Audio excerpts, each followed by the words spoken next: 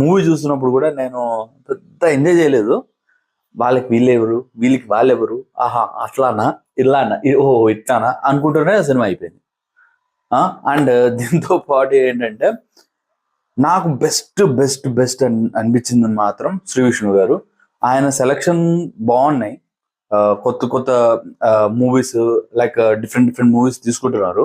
And ఈ movie కూడా ఒక ఎక్స్పెరిమెంటల్ మూవీ కింద తీసుకున్నారు. అండ్ ఆల్సో తక్కువ బడ్జెట్ ఉంటుంది అన్నట్టు ఇలా తీసుకునే ఒక ఎక్స్పెరిమెంట్ లాగా చేశారు. కానీ ఈ మూవీలో ఎవర్రా అంత కష్టపడింది అసలు? డైరెక్టర్ లేకపోతే వీళ్ళందరూ కాకుండా ఇంకెవర్రా కష్టపడింది అంటే actor, that is Shri Vishnu గారు. ఎన్ని క్యారెక్టర్లు భయ్యా, అసలు ఒక్క క్యారెక్టర్ కాదు, మొత్తం ఆయన అన్ని A to Z. అసలు నిజం చెప్పాలంటే ఆయన క్యారెక్టరైజేషన్ చూస్తే నాకు మెంటల్ ఎక్కిపోయింది. అసలు ఏంది సార్, అసలు ఇన్ని క్యారెక్టర్స్ ఎలా చేశారు? And in the span of small budget